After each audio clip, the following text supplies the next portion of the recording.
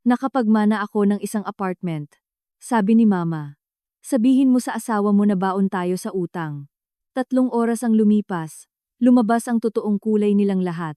Inakala kong nagmamaneho ako para pumirma ng mga papeles para sa isang maliit na pamana. Hindi ko alam na papanoorin ko ang asawa ko, ang biyenan ko, at ang buong pamilya niya, natanggalin ang lahat ng maskara, na isinuot nila, lahat sa loob lamang ng isang hapon. At ang pinakamasakit na bahagi, nakita na ito ng sarili kong ina, ilang taon na ang nakararaan. Nag-iwan siya ng isang mensahe sa pasukan ng isang marangyang 3-bedroom condo sa BGC na hindi ko man lang alam na nag-exist. Isang mensahe na may ilang salita na magliligtas sa lahat ng natitira sa akin. Sabihin mo sa asawa mo at sa pamilya niya na nakapagmana ka ng malaking utang. Hindi ko ito naintindihan noong una. Nakatayo ako roon sa maliwanag at sikat ng araw na hallway. Ang amoy ng bagong pintura at floor wax ay umaalingaw-ngaw sa paligid ko. Hawak ang isang nakatuping piraso ng papel na may sulat kamay ng aking ina. At talagang inisip ko na baka nagkamali siya. Baka isinulat niya ito para sa iba. Baka dahil sa pighati ay namali ako ng basa sa mga simpleng pangungusap. Pumanaw ang aking ina, si Rosa. 10 araw na ang nakalipas, nang tahimik sa kanyang pagtulog. Kung paano niya ginawa ang lahat ng bagay. Walang drama, walang ingay, walang hinihinging pabor kahit kanino. Kailanman sa buhay niya, ay hindi siya naging uri ng babae na mahilig makipaglaro ng damdamin. Kaya bakit niya isinulat ito? 3 oras ang lumipas, naintindihan ko kung bakit. Ang pangalan ko ay Clara. Ako ay 34 taong gulang, at hanggang 11 araw, bago talaga magsimula ang kwentong ito, mailalarawan ko ang buhay ko bilang maayos. Hindi perpekto, pero totoo at matatag na maayos.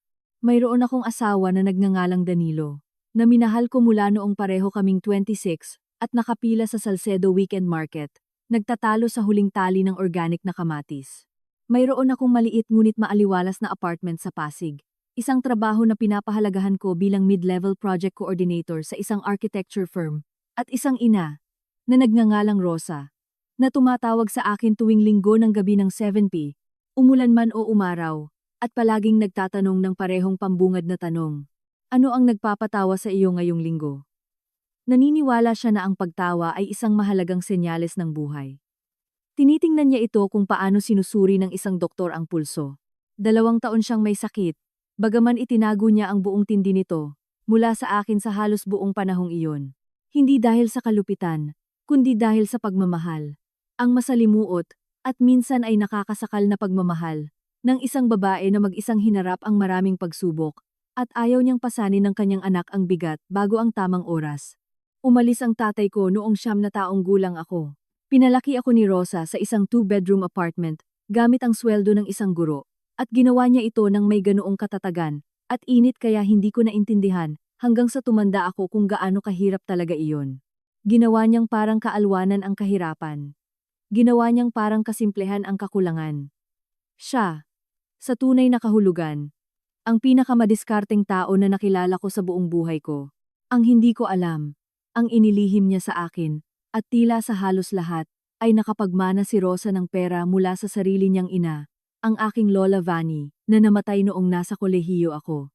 Hindi maliit na halaga ng pera, isang malaki, maingat na ininvest, at tahimik na pinalagong halaga ng pera. At gamit ito, humigit kumulang 4 na taon na ang nakalipas. Bumili siya ng isang kondo, isang 3-bedroom, 2-bath unit sa ikapitong palapag ng isang gusali, sa isa sa mga pinakamagandang lugar ng syudad na may balcony na nakaharap sa timog. Isang parking spot, at isang storage unit sa basement. Binayaran niya ito ng buo. Walang mortgage, walang utang, walang co-signers. Tanging si Rosa lang na nakaupo sa kaharap ng isang notaryo na may certified check at ang kanyang reading glasses, pinipirmahan ang kanyang pangalan sa kanyang eksakto at makalumang cursive. Hindi niya kailanman sinabi sa akin ang tungkol dito. Tumira siya sa sarili niyang simpleng inuupahang bahay hanggang sa huli. Binibisita ang kondo paminsan-minsan. Pinapanatili itong malinis. Pinaupahan ito ng 2 taon, at pagkatapos ay iniwan itong walang laman sa huling 18 buwan ng kanyang buhay. Ang kita sa upa ay napunta sa isang hiwalay na account na hindi ko rin alam. Nang tawagan ako ng kanyang abogado, isang malumanay magsalitang lalaki na nagngangalang attorney Mendoza, 5 araw pagkatapos ng kanyang libing at pinapunta ako sa kanyang opisina, Inakala kong kukunin ko lang ang ilang libong na ipon at marahil ang kanyang mga alahas. Ang iniabot niya sa akin sa ibabaw ng mesa ay isang titulo ng lupa. Naalala ko ang pagtitig ko rito. Naalala ko kung paano dumaan ang liwanag ng hapon sa mga blinds sa mga pahalang na linya at tumama sa papel. At kung paano ko paulit-ulit na binasa ang address, na para bang ang pag-uulit ay magpapalinaw rito. Ipinaliwanag ng abogado ang lahat ng mabagal at malinaw, ang presyo ng pagkakabili, ang kasalukuyang tinatayang market value, ang estado ng titulo, ang mga susi sa sobre sa tabi ng titulo. Sinabi niya sa akin na in-update ni Rosa ang mga dokumento 6 na buwan na ang nakalipas, na nangangahulugang ginawa niya ang desisyong ito nang sinasadya sa panahong alam na niyang malubha ang kanyang sakit. Pinili niyang ipamana ito sa akin. Sa akin lang, hindi sa estate, hindi hinati sa mga kamag-anak, hindi nakasanla sa anumang paraan. Sa akin lang. Nagmaneho ako papunta sa gusali ng hapon ding iyon. Hindi ko tinawagan si Danilo. Hindi ko alam kung bakit eksakto. Marahil ay isang kutob na wala pa akong salita na mailarawan. Isang mahina at tahimik na ugong ng babala na hindi ko pa formal na nararamdaman. Sinabi ko sa sarili ko na gusto ko lang itong makita ng mag-isa, bago ko ito gawing isang pinagsasaluhang karanasan. Parang makatwiran iyon. Parang iyon ang uri ng bagay na ginagawa ng isang tao. Ang gusali ay mas maganda kaysa sa inaasahan ko. Ang lobby ay may marble floors, at isang concierge desk, bagamat walang tao sa desk sa oras na iyon. Ang elevator ay malinis at tahimik. Ang hallway sa ikapitong palapag ay walang amoy. Ang partikular na neutral na amoy ng isang mahusay na pinapanatiling gusali, hindi kulob o artipisyal. Nahanap ko ang pinto, ipinasok ang susi, at pumasok sa loob. Napakaganda ng kondo. Iyon lang ang tanging salita. Ito ay sadyang napakaganda. Mataas ang kisame. Malalaking bintana. Ang liwanag ng hapon ay bumabaha sa bawat kwarto. Hardwood floors na kasing kulay ng mainit na pulot. Ang kusina ay may stone countertops at stainless steel appliances. At ang master bedroom ay may walk-in closet na mas malaki pa sa banyo sa kasalukuyan kong apartment. Ang balcony ay nakaharap sa isang parke. At maririnig mo ng mahina ang tunog ng siyudad sa ibaba. Hindi nakakaistorbo. Nandyan lang, parang tibok ng puso. Naglakad ako sa bawat kwarto, ng 2 beses. Tumayo ako sa balcony ng matagal na oras. Naisip ko ang aking ina, na nakaupo rito, habang nakatingin sa parehong tanawin. Alam na hindi niya kailanman sasabihin sa akin, ang tungkol dito, hanggang sa mawala siya. Naisip ko ang lahat ng tawag niya tuwing linggo ng gabi. Lahat ng tanong na ano ang nagpapatawa sa iyo ngayong linggo, at kung paano niya dinala ang napakalaking lihim na ito, nang may labis na ganap at sanay na katahimikan. Hindi ko alam kung magiging mapagpasalamat o madudurog ang puso. Naramdaman ko ang parehong nakabuhol sa isa't isa, dumidiin sa loob ng aking dibdib. At pagkatapos ay bumalik ako sa pasukan para kunin ang aking bag, at napansin ko ang sobre sa maliit na console table sa may pinto, ang pangalan ko sa sulat kamay ng aking ina. Hindi ko ito napansin nang pumasok ako. Binuksan ko ito habang nakatayo roon sa pasukan, ang liwanag ng hapon sa aking likuran, at binasa ang mensahe sa loob. Clara, sa'yo ito. Huwag mong ilagay ang pangalan ni Danilo sa titulo. Huwag mong sabihin sa pamilya niya kung ano ang mayroon ka. Sabihin mo sa kanila, kung magtanong sila, na nag-iwan ako sa iyo ng malaking utang. Hayaan mo silang mag-react. Magtiwala ka sa kung ano ang makikita mo. Mahal kita ng higit pa sa anumang apartment, anumang titulo, anumang halaga ng pera. Ngunit mahal kita ng sapat upang sabihin sa iyo ang totoo. Manood kang mabuti, anak. Panoorin mo kung ano ang ginagawa ng mga tao kapag iniisip nilang wala silang makukuha sa iyo. Mama, binasa ko ito ng 3 beses. Nanikip ng husto ang lalamunan ko. Tinupi ko itong muli sa orihinal nitong mga tupi, at tumayo roon sa tahimik at nasisinaga ng araw. Napasukan ng isang magandang apartment, na ngayon ay pag-aari ko na. At naramdaman ko ang unang malamig na hibla ng pag-unawa, na nagsisimulang humila. Wala na ang aking ina. Pero sa paano man ay pinoprotektahan pa rin niya ako. Nagmaneho ako pauwi ng mabagal. Ang mensahe sa bulsa ng aking coat, ang kamay ko ay nakapatong rito sa bawat red light. Ang hapon ay unti-unting nagiging gabi. Siguradong nasa bahay na si Danilo ngayon. Nagtatrabaho siya bilang sales manager sa isang mid-size logistics company at may regular na oras. At tuwing Huwebes, madalas siyang bumibili ng chicken inasal sa pag-uwi at kumakain kami sa sofa. at nanonood ng palabas na pareho naming kalahating hindi pinapansin. Ito ay isang ritual na palagi kong minamahal. Palaging pakiramdam nito ay ebidensya ng isang bagay na matatag. Pumarada ako sa parking lot ng aming gusali at umupo sa kotse sandali bago pumasok sa loob. Naisip ko ang mensahe. Naisip ko ang partikular na tagubilin. Sabihin mo sa kanila na nag-iwan ako sa iyo ng malaking utang. Hindi lang si Danilo, sa kanila, ang kanyang pamilya. Sinabi ng nanay ko na pamilya niya, na tila inasahan na niya na hindi ito mananatiling usapan sa pagitan ng mag-asawa, kundi agad, walang dudang, sasangkot sa mas malaking bilog. May alam siya na sinusubukan ko palang matutunan. Umakyat ako. Nasa bahay si Danilo. Walang chicken inasal. Sa halip, nakatayo siya sa kusina na may kausap sa telepono, tahimik na nagsasalita, at lumingon siya nang marinig niya ang pinto, at nginitian ako ng bahagya, at itinaas ang isang daliri. Ibinaba ko ang aking bag at hinubad ang aking coat at pumunta sa kusina, para kumuha ng isang basong tubig. Hindi ko marinig kung ano ang sinasabi niya, dahil tumalikod siyang muli.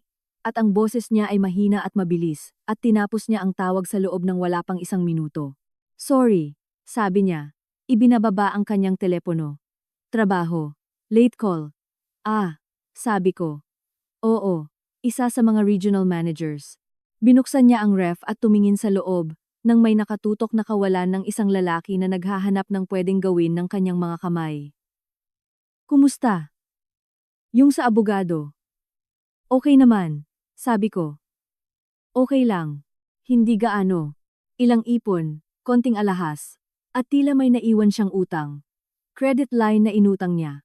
Pinagmasdan ko ang mukha niya, habang sinasabi ko iyon. Naghahanap ako ng isang bagay na hindi ko mapangalanan. Isang pagkislap o pagbabago. Pero ang kanyang ekspresyon ay sadyang nakikiramay. Isang bahagyang pagkunot ng noo. Isang maliit na pagtango. Naku, ang hirap niyan. Magkano? Medyo malaki rin, sabi ko.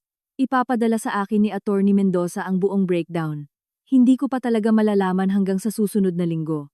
Well, sabi ni Danilo, isinasara ang ref. Gagawa tayo ng paraan. Lumapit siya at hinalikan ang aking noo. At naramdaman ko iyon gaya ng dati, mainit at pamilyar. Okay ka lang. Okay lang ako, sabi ko. Nang gabing iyon, nakahiga sa dilim sa tabi niya, habang siya ay natutulog. Nireplay ko ang araw sa aking isipan. Ang titulo, ang apartment, ang balcony, at ang parke. At ang malapulot na kulay ng sahig.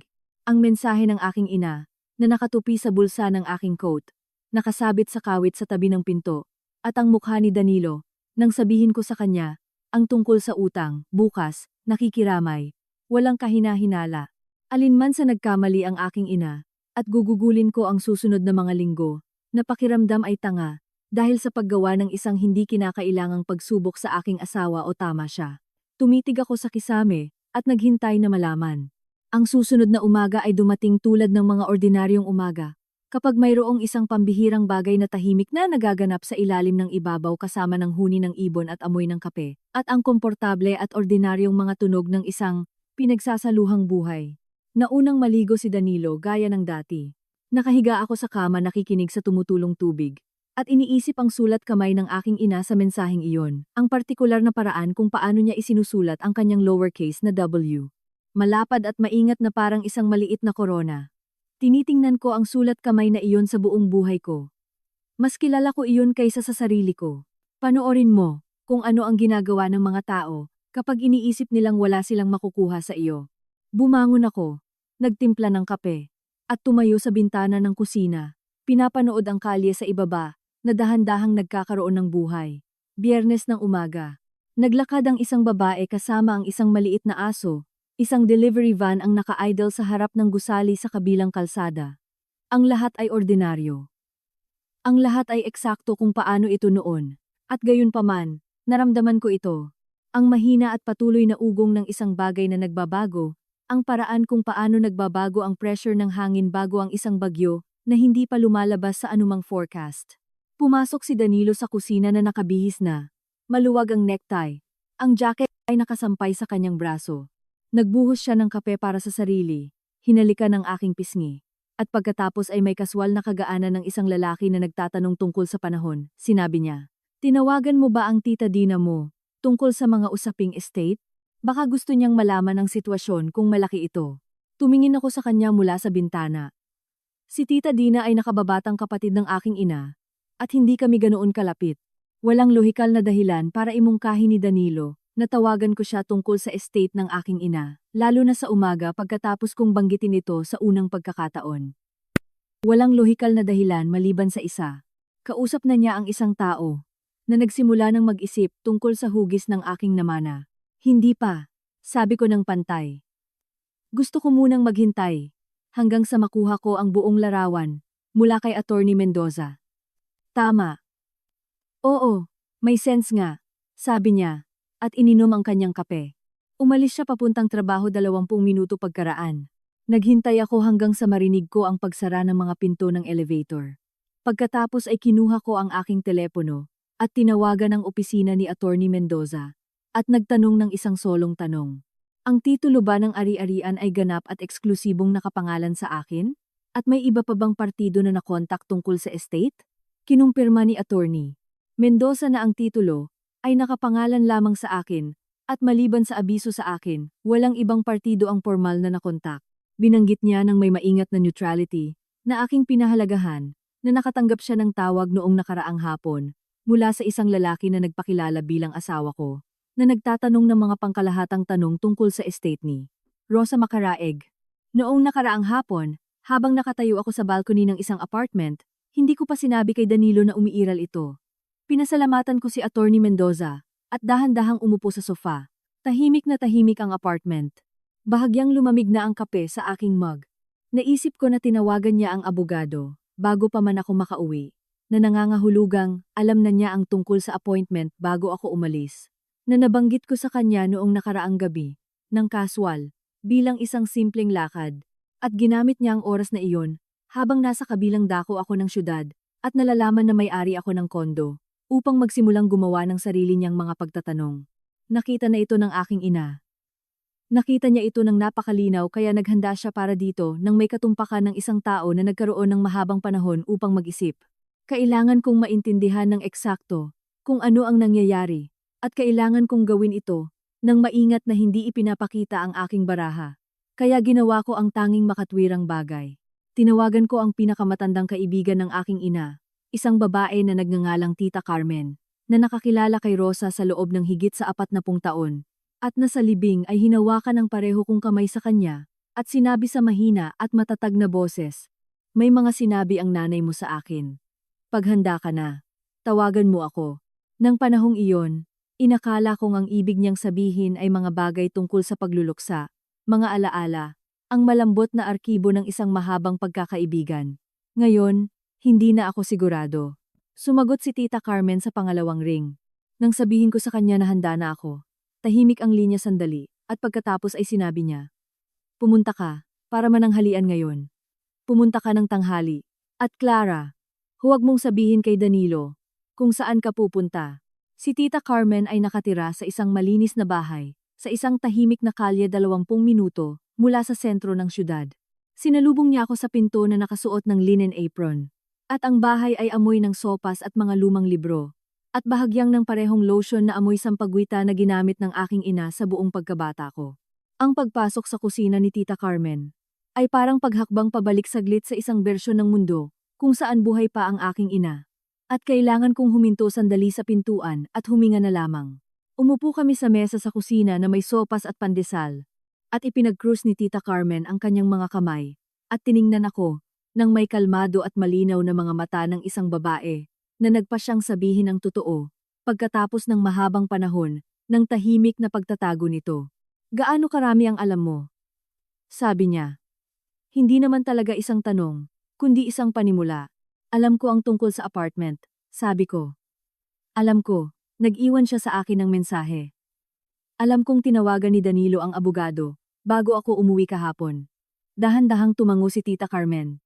"Matagal nang nag-aalala ang nanay mo kay Danilo," sabi niya. "Hindi sa kanya ng personal. Hindi sa ayaw niya sa kanya, pero nag-aalala siya sa pamilya niya.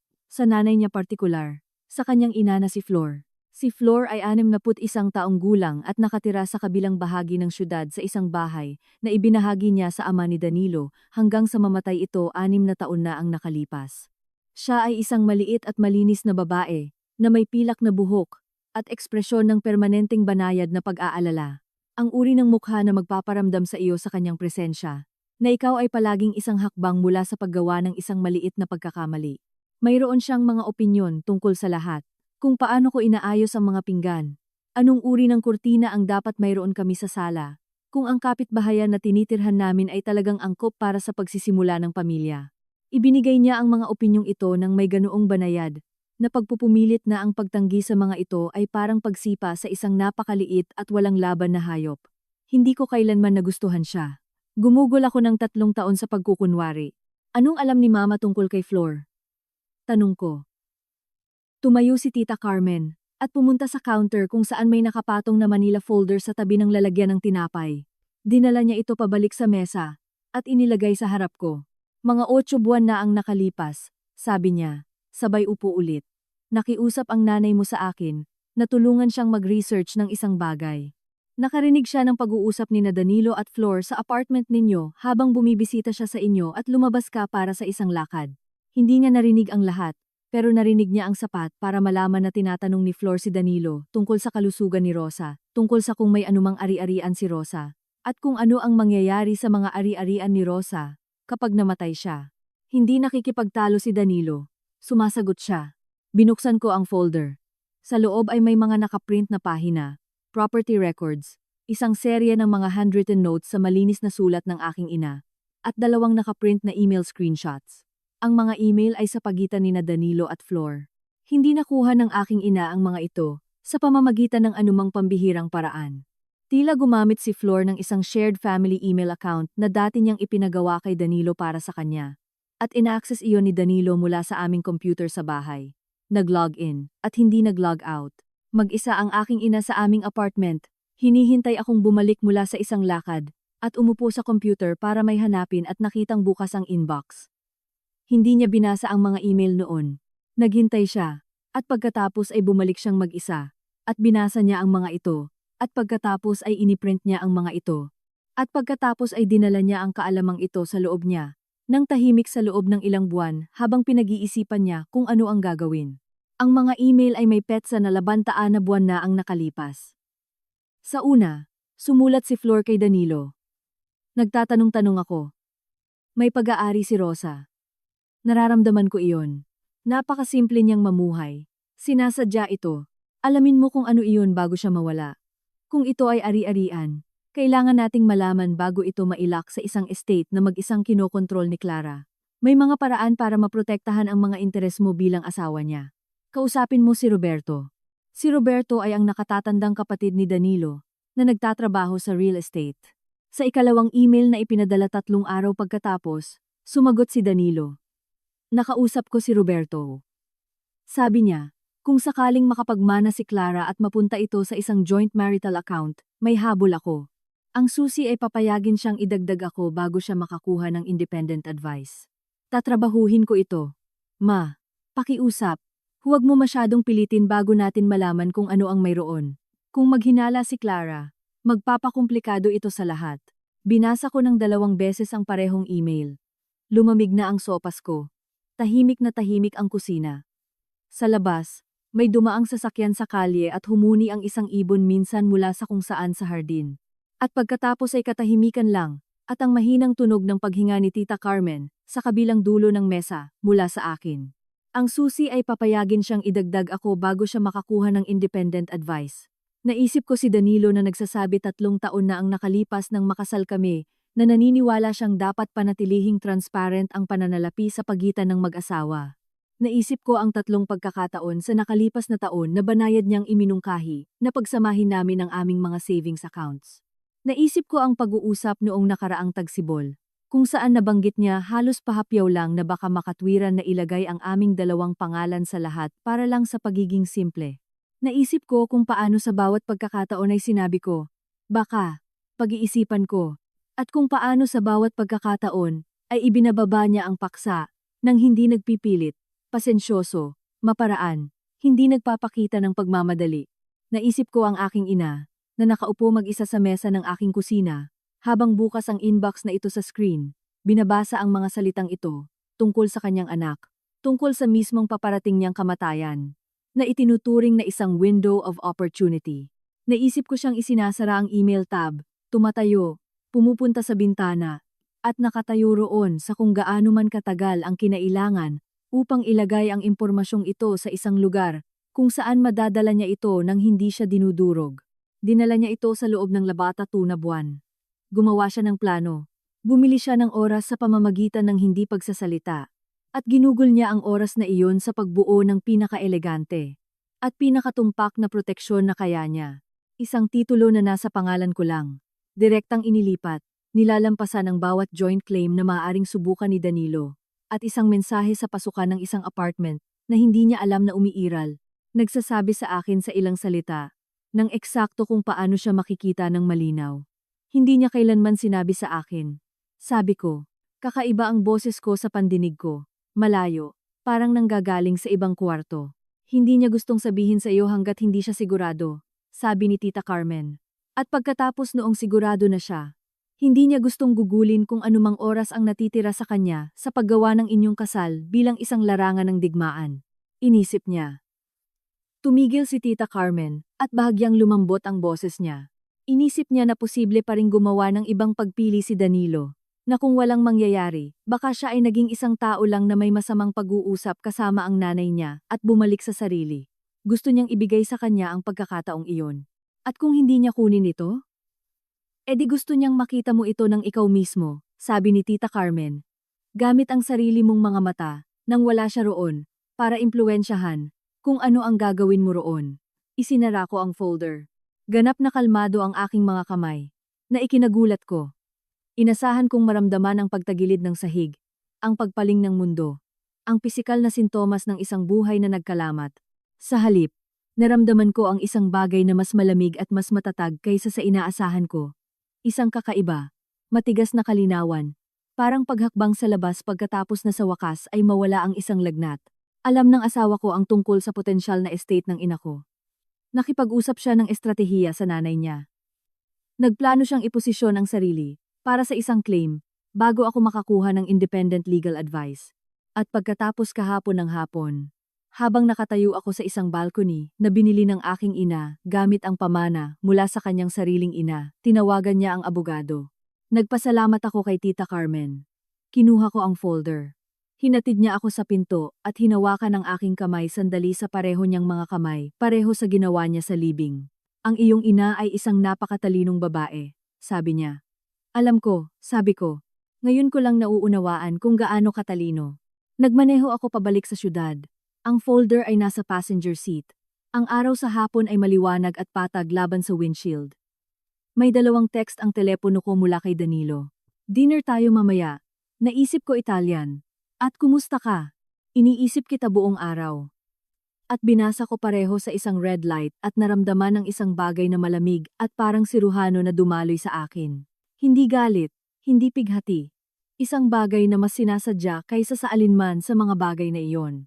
Naisip ko kung ano ang susunod kong gagawin.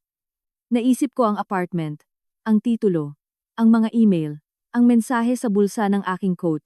Naisip ko si Flor. Ang maliit at may pilak na buhok na si Flor kasama ang kanyang banayad na mga opinyon at ang kanyang labang at talamang buwang email tungkol sa pagprotekta sa mga interes ni Danilo. At naisip ko, kailangan kong maunawaan ang buong hugis nito bago ako kumilos. Kailangan kong malaman ang lahat ng kasangkot, lahat ng naplano, at kung hanggang saan na ito nakarating.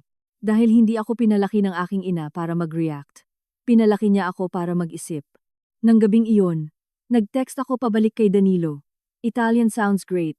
At oo, nakarinig ako mula kay Attorney Mendoza ngayon.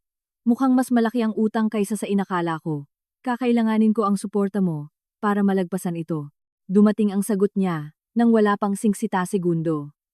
Siyempre, nandito ako para sa iyo, kung ano man ang kailangan mo.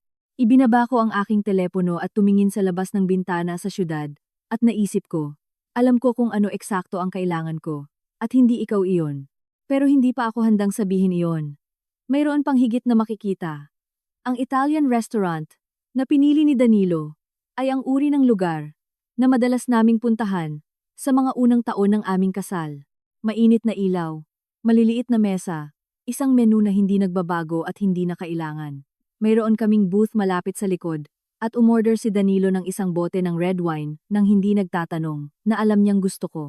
At inabot niya ang ibabaw ng mesa at tinakpan ang kamay ko ng kanyang kamay at tiningnan ako ng may ekspresyon ng ganoong tunay at sanay na init, kaya naramdaman ko sa isang kakaibang kalahating segundo ang hatak ng paggustong maniwala rito.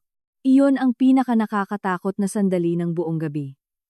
Hindi ang anuman, sabi niya, kundi ang kalahating segundo lang na iyon, kung kailan halos makalimutan ko kung ano ang alam ko. Hindi ko nakalimutan. Hawak ko ang aking baso at ngumiti ako at hinayaan ko siyang pangunahan ng usapan at nanood ako. Sumulat ang aking ina, manood kang mabuti. At nanonood ako, hindi sa pamamagitan ng mainit, halatang pansin ng isang tao na naghihinala, kundi sa tahimik.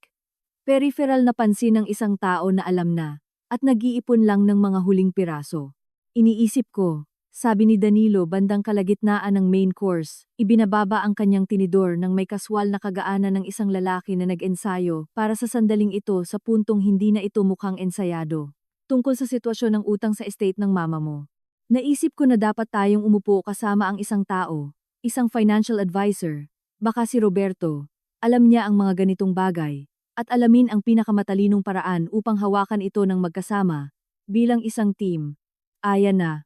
Binanggit si Roberto bilang isang afterthought, bilang isang nakakatulong na resource, bilang isang natural na mungkahi.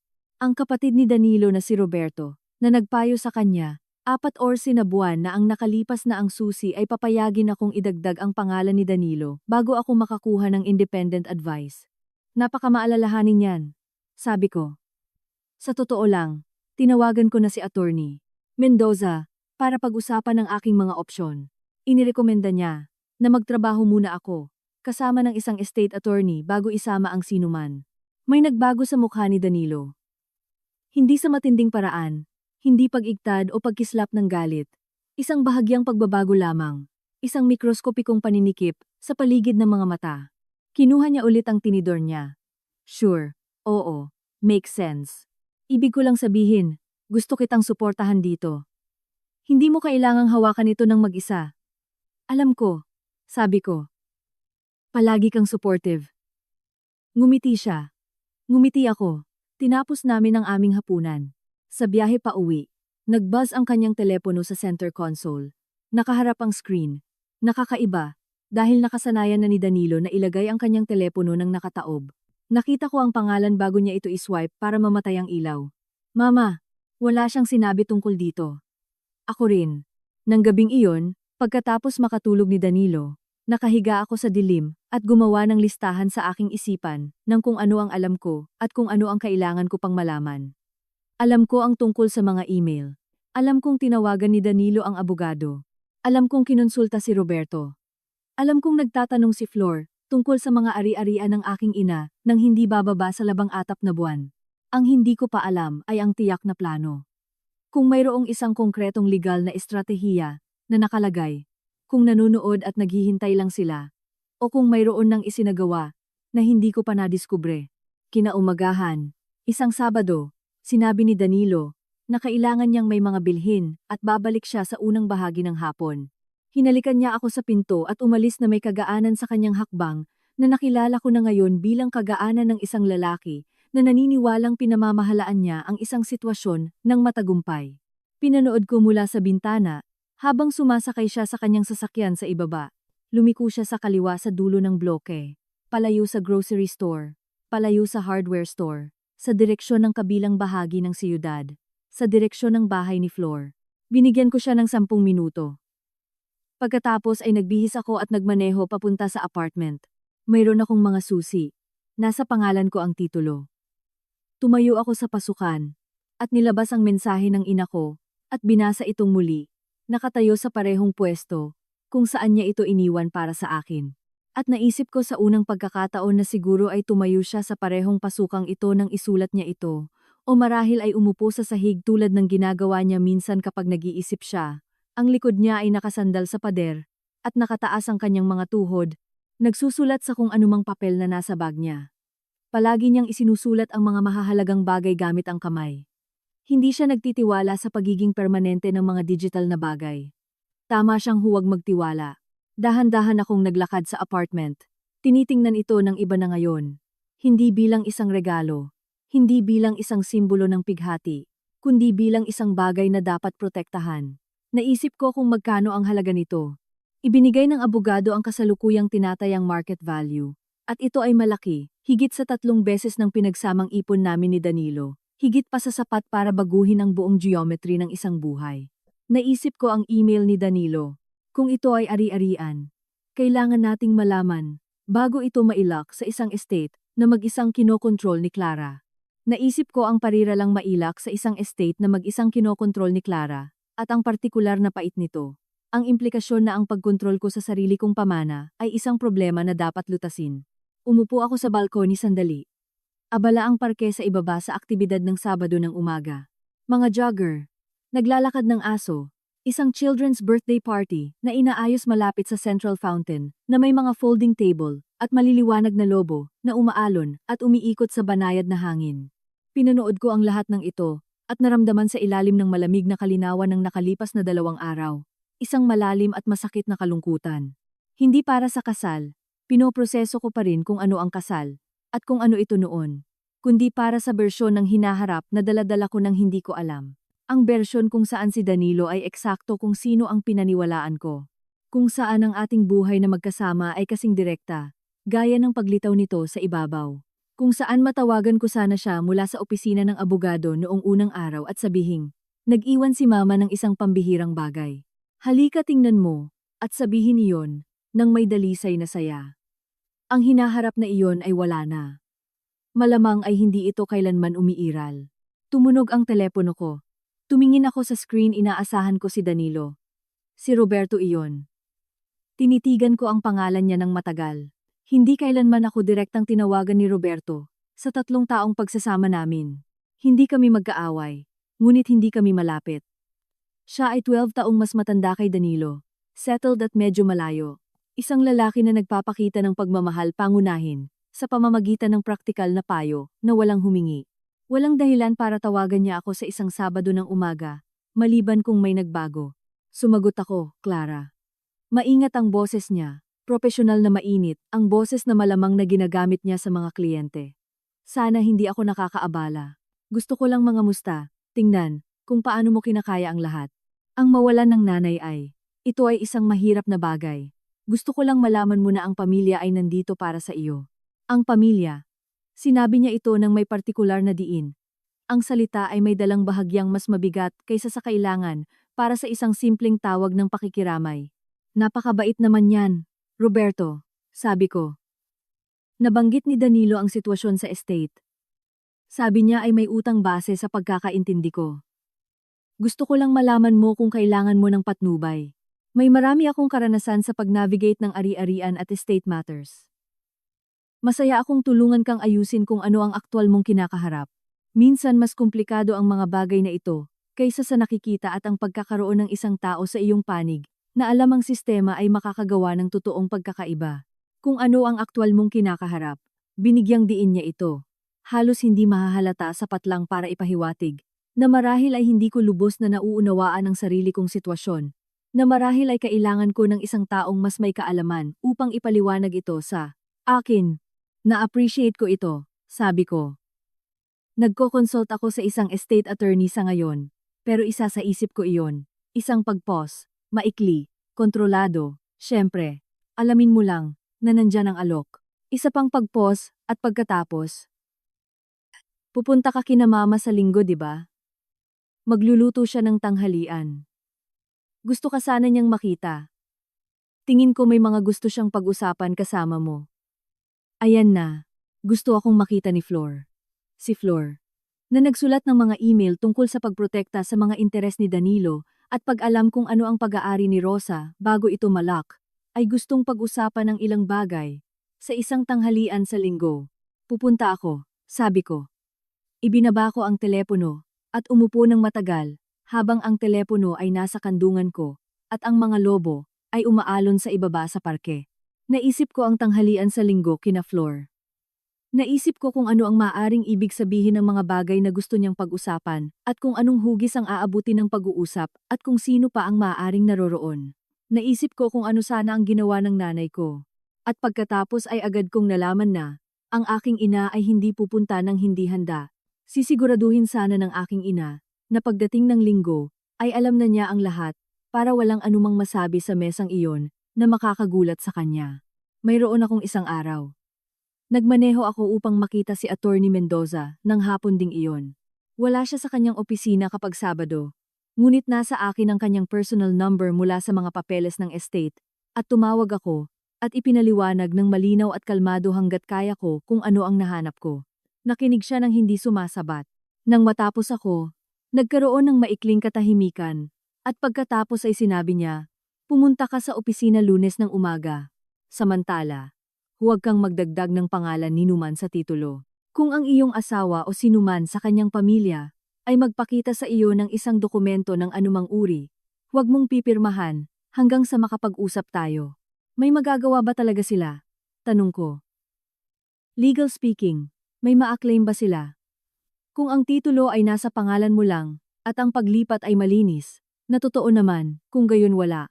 Ang isang asawa ay walang automatikong claim sa hiwalay na naman ng ari-arian, sa kondisyon na pananatilihin mo itong hiwalay.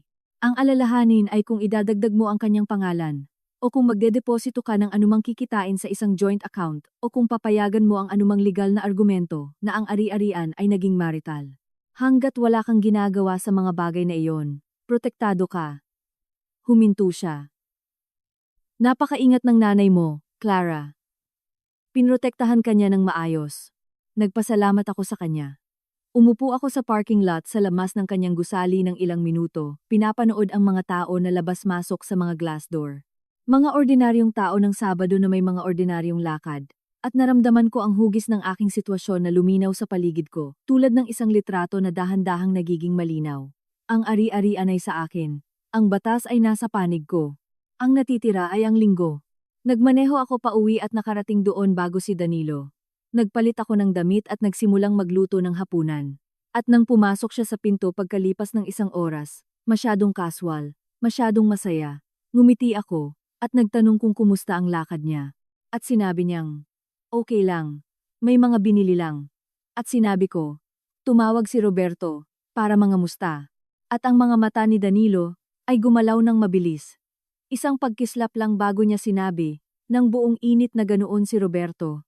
Palaging nagmamalasakit sa mga tao.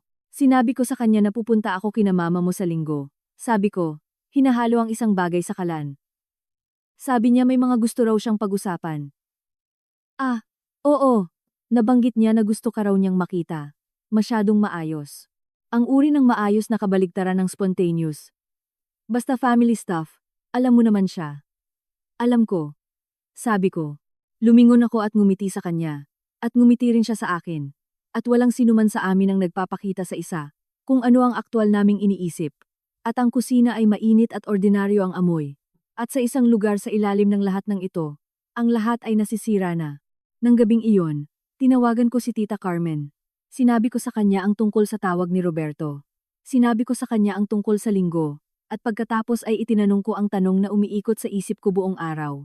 May iba pa ba? May iba pa bang nakakaalam na bahagi nito? Tahimik si Tita Carmen sandali. Pagkatapos ay sinabi niya, pinaghihinalaan ng nanay mo na kasangkot din ang pinsan ni Danilo na si Marcos. Siya ay isang notaryo. Nalaman niya na kinonsulta siya. Hindi niya alam kung tungkol saan eksakto. Pero nakahanap siya ng pangalan sa isang bill sa opisina ni Danilo na nakita niya noong may inihatid siya para sa iyo noon. Isinulat niya ito. Nasa folder iyon. Binuksan ko ang folder sa mesa ng kusina. At nakita ko sa huling pahina, sa sulat kamay ng nanay ko, Marcos Tolentino, notaryo. Bakit? Isang notaryo. Kinonsulta ng maaga para saan? Isang dokumento, isang pirma, isang power of attorney, na hindi pa nagagamit dahil hindi pa dumarating ang tamang sandali. Tinitigan ko ang pangalan ng matagal. Binuo ng aking ina, ang lahat ng ito, piraso sa bawat maingat na piraso, sa loob ng ilang buwan. Habang siya ay naghihingalo. at inilagay niya ito sa isang folder, at iniwan ito sa kanyang pinakamatandang kaibigan upang ibigay sa akin kapag handa na ako. Hindi siya pumunta kay Danilo. Hindi niya kinompronta si Flor. Wala siyang ginawang anumang maingay. Dramatikong bagay na maaaring nakakatuwa sa maikling panahon, ngunit magkakahalaga sa kanyang kalamangan. Bumuo lamang siya ng isang talaan, gumawa ng plano, sinigurado ang ari-arian, at nagtiwala sa akin. Nagtiwala siyang magiging kasing ingat ako gaya niya. Isinara ko ang folder. Binalik ko ito sa bag ko. Pumunta ako sa kwarto at nahiga sa tabi ng natutulog kong asawa at tumitig sa kisame. At naisip ko ang linggo, ang dining room ni Flor, ang floral wallpaper at ang mga magagandang plato na inilalabas niya para sa mga pananghalian ng pamilya. Ang malamig na kalamansi juice na palagi niyang inihahain, ang paraan ng pagtabingi niya ng ulo kapag nagsasalita siya ng punto upang ipahiwatig na siya ay nagiging banayad at makatwiran at hindi nakakatakot sa lahat. Naisip ko kung ano ang sasabihin niya sa akin, at naisip ko kung ano ang isasagot ko, at naisip ko si Marcos Tolentino ang notaryo, at si Roberto, na may kanyang nakakatulong na kadalubhasaan, at si Danilo na nakahiga, dos talampakan ang layo sa akin, humihinga ng mabagal, na naginip ng anumang panaginip niya. Naisip kong pagdating ng linggo ng gabi, bawat isa sa mesang iyon, ay magpapakita sa akin ng eksakto kung sino sila at magiging handa ako. Dumating ang linggo, na nakadamit bilang isang ordinaryong araw. Maaga akong nagising, nagtimpla ng kape, at umupo sa mesa ng kusina pinagdadaanan ang lahat ng isang huling pagkakataon. Ang titulo, ang mga email, ang folder ni Tita Carmen, ang pangalan ni Marcos Tolentino, sa sulat kamay ng nanay ko, sa huling pahinang iyon. Noong nakaraang gabi, kinontak ko ang isang family law attorney, na nagngangalang attorney Reyes, na inirekomenda ni Tita Carmen sa 3 salita. Hindi siya natitinag. May mga appointment ako sa kanya, at kay Attorney Mendoza, sa Lunes ng umaga. Ngunit una, may tanghalian sa linggo kina Flor. Nagbihis ako kung paano ako palaging nagbibihis, para kina Flor. Navy blouse, dark trousers, walang kapansin-pansin. Isinuot ko ang pearl earrings ng nanay ko, na minsang hinangaan ni Flor, na may partikular na atensyon ng isang taong nagkatalog ng kung ano ang gusto nila. Isang maliit at pribadong akto ng pagsuway. Tahimik si Danilo sa sasakyan. Tiningnan niya ang kanyang telepono ng 2 beses sa mga red light at ibinaba iyon sa parehong pagkakataon ng hindi sumasagot. Ang kalamnan sa kanyang panga ay humihigpit sa bawat pagkakataon na tila pinapaalalahanan ng sarili sa isang script. Binuksan ni Flor ang pinto bago pa man kami makarating sa daanan. Lilak na blouse, maayos ang pagkakaayos ng pilak na buhok, nakabuka ang mga braso. Sa akin muna, palaging sa akin muna. Isang koreografiya, na minsan kong nahanap na nakakaantig, at ngayon ay nauunawaan bilang pamamahala.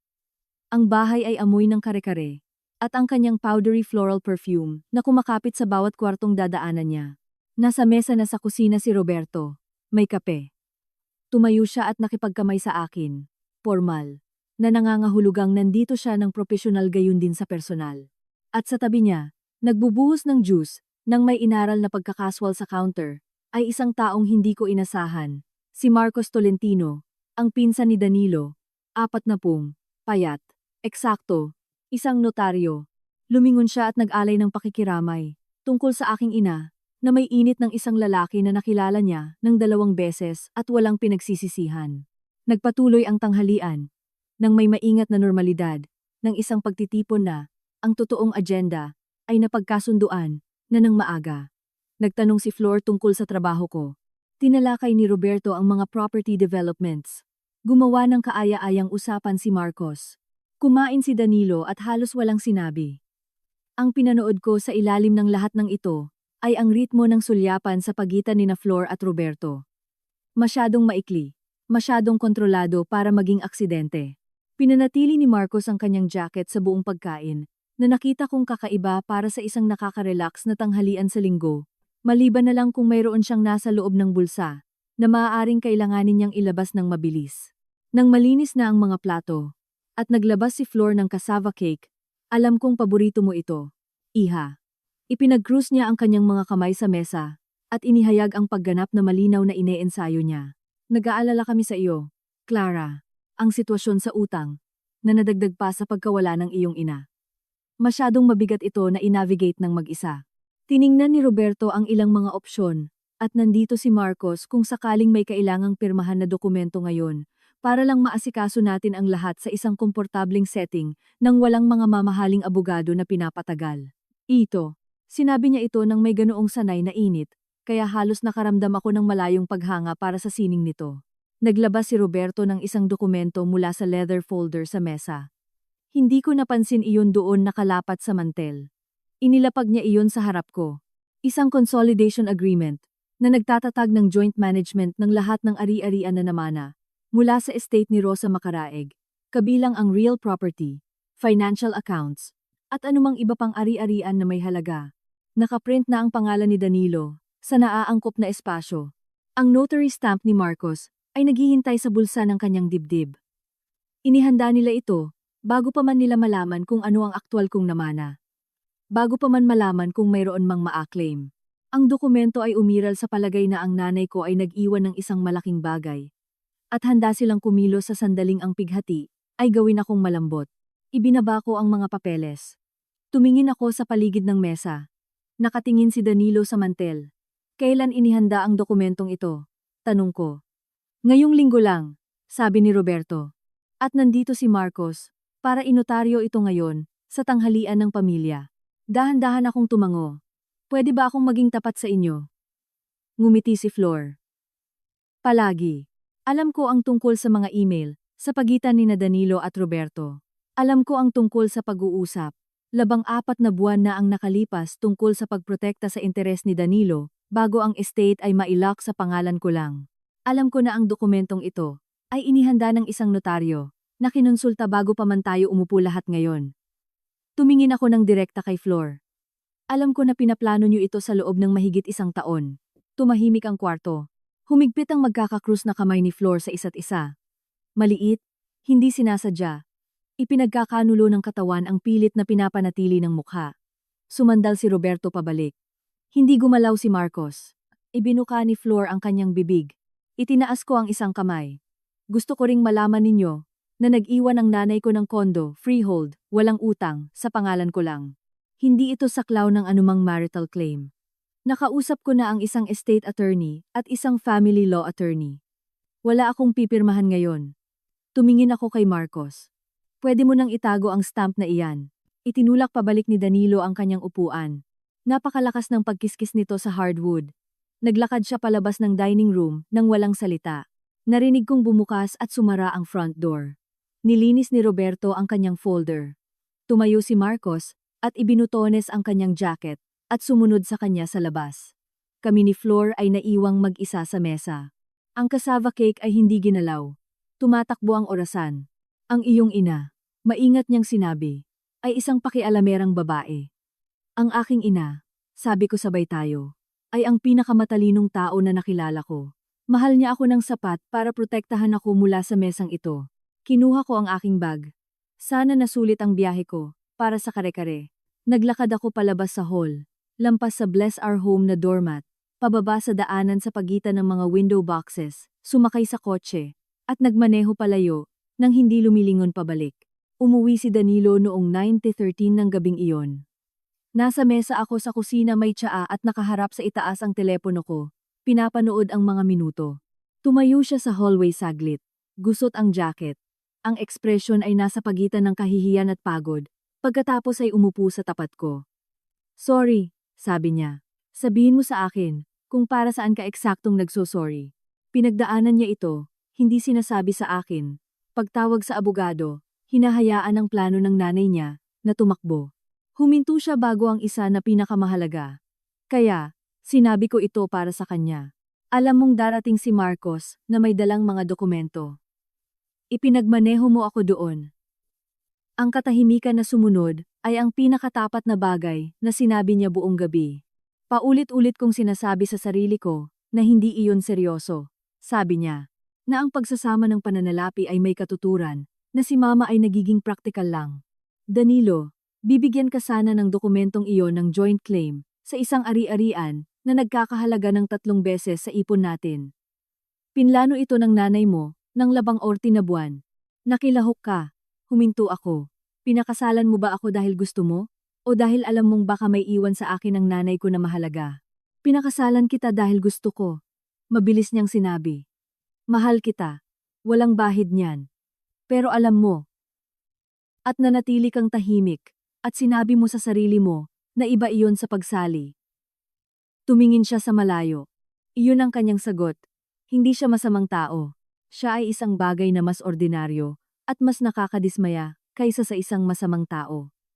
Isa siyang mahinang tao. At umupo siya sa mesa at pinanood ang kapatid niya na maglagay ng mga papeles sa harap ko at walang sinabi. At ang kawalang kibo na iyon ay may sariling bigat, may sariling pangalan, at nakaupo ito sa pagitan namin ngayon sa mesa ng kusina kasama ng tsaa na hindi ko iniinom.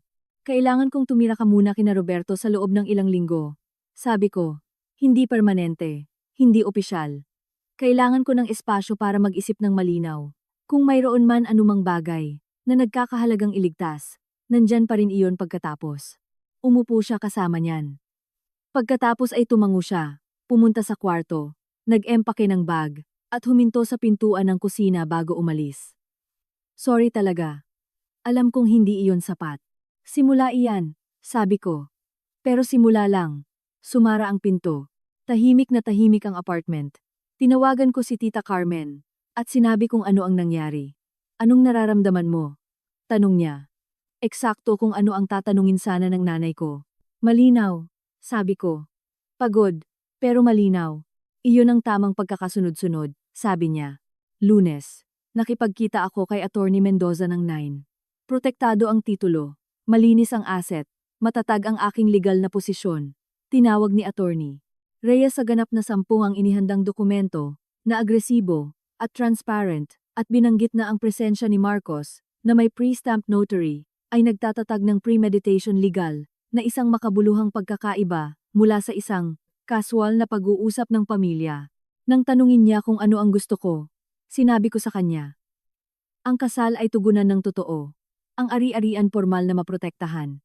At kung ano ang tinangka ay mailagay ng permanente sa record, upang hindi na ito kailanman tahimik na maitatanggi. Maaabot iyan. Simpleng sabi niya. Sa pagitan ng mga appointment, nagmaneho ako sa apartment, at nagpapalit ng mga kandado. Hindi nang may drama, sa praktikal na paraan, kung paano ito gagawin ng aking ina. Tumayo ako sa pasukan pagkatapos na may mga bagong susi sa kamay ko, at tiningnan ang console table kung saan naroon ang kanyang sobre 11 araw na ang nakalipas. Nakikita ko pa rin ito doon. Kung paano mo nakikita ang isang bagay na nagmatter matagal, pagkatapos itong mawala. Panoorin mo kung ano ang ginagawa ng mga tao, kapag iniisip nilang wala silang makukuha sa iyo. Tama siya. Sa loob ng 72 oras, ipinakita sa akin ng lahat ng eksakto kung sino sila. Walang ni isang tao sa mesang iyon na nanguna ng may pagluluksa. Walang ni isa na tumingin sa akin at nakita lamang ang isang babae na nawalan ng ina. Nakita nila ang isang asset na pansamantalang nakakabit sa isang hindi tiyak na resulta. At nagdala sila ng mga magagandang plato at isang notaryo. Alam ng ina ko, nagagawin nila iyon. Siya mismo ang bumuo ng pagsubok. Nilako ang pinto. Ibinagsak ang mga susi sa bag ko.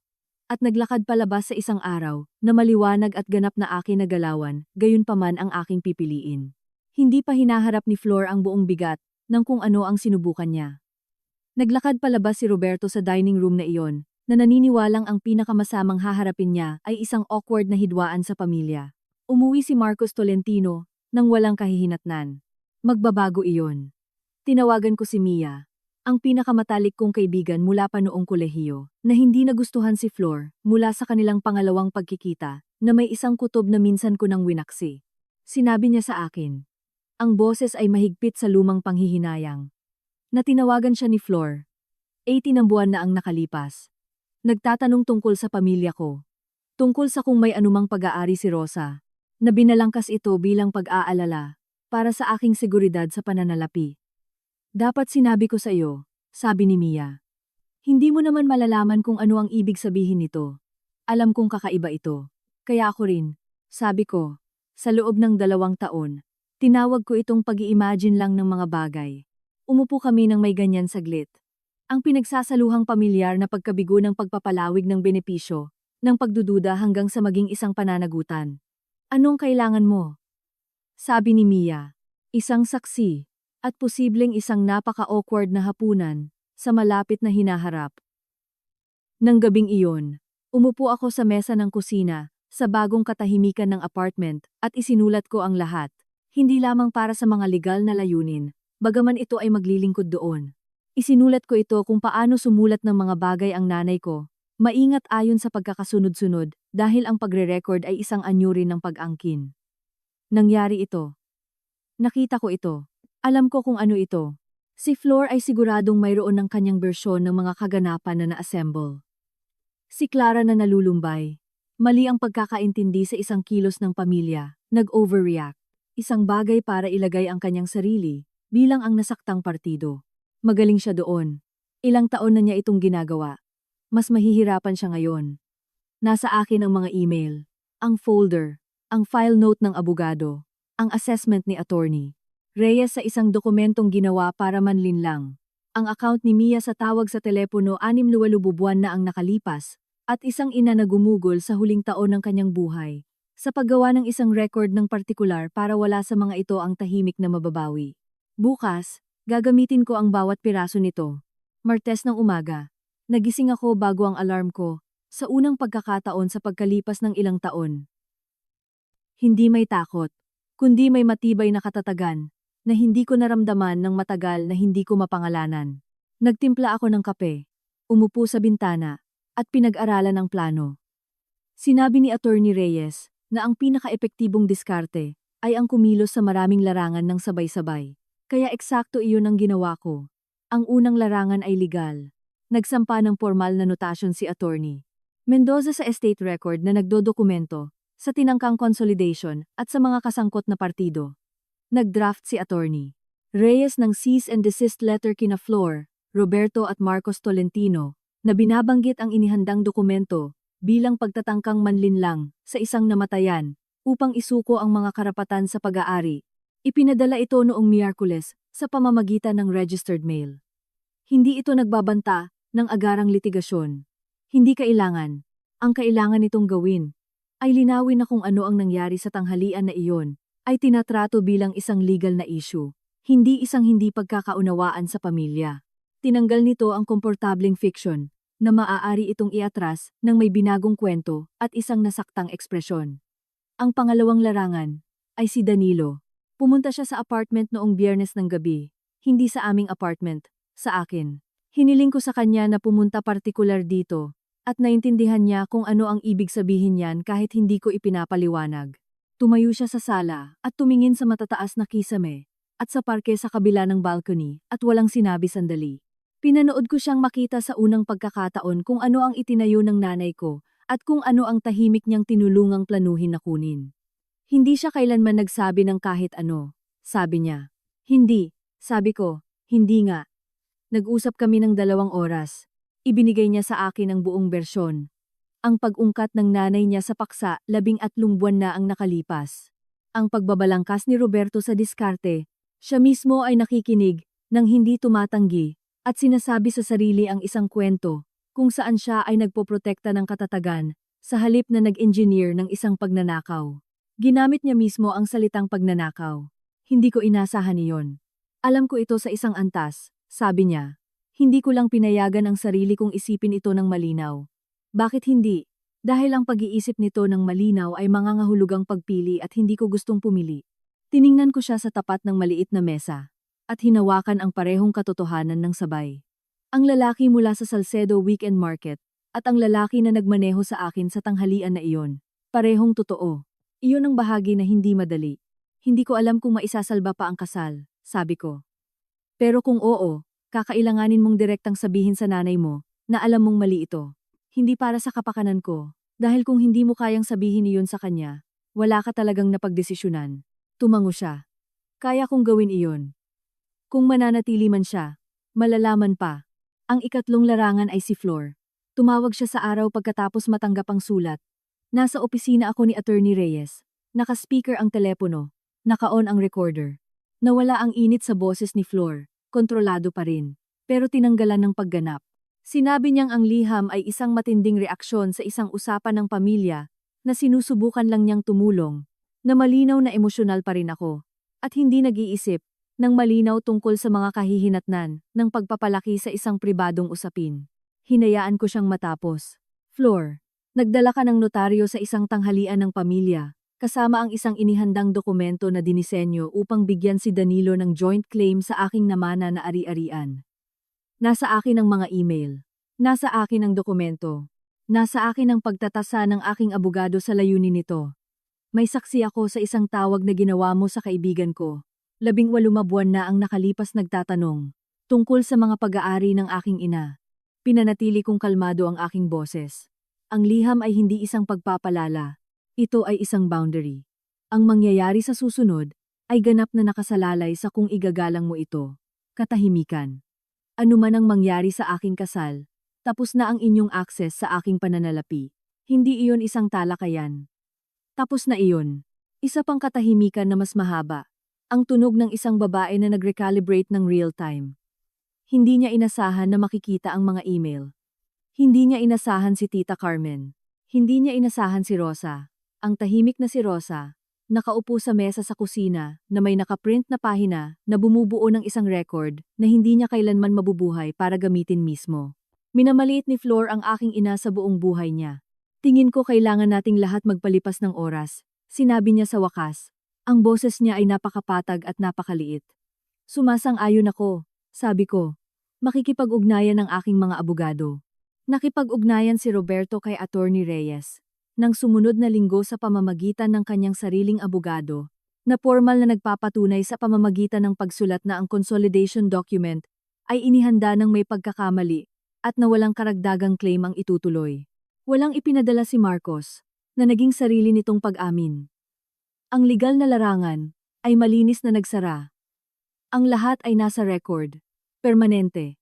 Hindi napapailalim sa pinahina na pagsasalaysay ng sinuman. Nakipag-usap si Danilo kay Flor. Sinabi niya sa akin sa isang text, maikli, payak, walang palamuti. Kinausap ko siya. Sinabi ko ang kailangan kong sabihin. Hindi naging maganda, pero nasabi na. Binasa ko ito ng 2 beses at naisip, isang bagay yan. Baka hindi sapat, pero mayroon. Nagsimula kami sa therapy ng hiwalay. Kung hahantong man ito sa kung saan, hindi ko pa rin alam. Nakipagkasundo na ako sa hindi pa pag-alam. 4 na buwan ang lumipas. Noong linggo ng umaga sa unang bahagi ng Setyembre, gumising ako sa apartment sa unang pagkakataon. Lumipat ako noong nakaraang linggo, hindi bilang isang pahayag, kundi dahil dumating na lang ang oras, kung paano nagbabago ang panahon, hindi pa drama, sadyang tiyak lang. Unti-unti ko itong nilagyan ng mga kasangkapan. Pumipili ng mga bagay na talagang gusto ko. Ang kwarto ay may mga kurtina na kasing kulay ng malalim na tubig.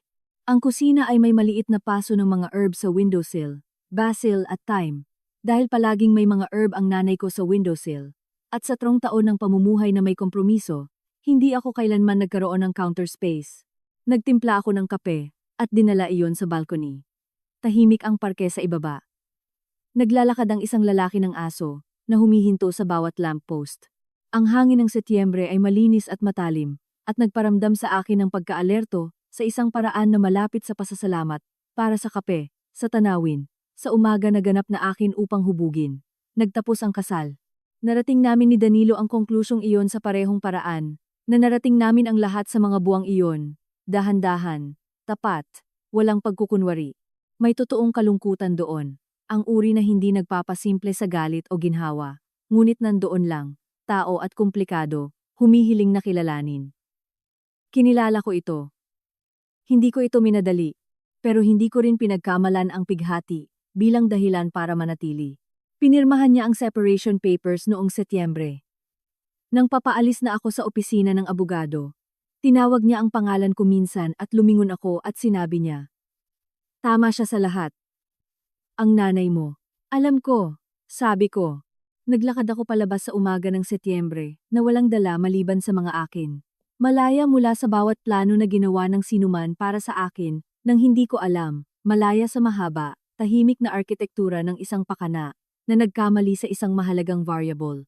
Nasapat ang pagmamahal ni Rosa makaraeg sa kanyang anak upang iwanan siya hindi lamang ng isang apartment kundi ng isang mapa. Ang mapa ay naging perpekto. Bawat palatandaan ay eksakto sa kung saan niya sinabing naroon iyon. Umupo ako sa balcony, kasama ng kape ko, at ang syudad sa ibaba ko at naisip. Alam ko na kung ano ang nagpatawa sa akin ngayong linggo, ma. Ito mismo. Ang mismong umagang ito. Ang tanawing ito. Ang buhay na ito na ganap na akin. Sa tingin ko ay ito ang magiging paborito niya.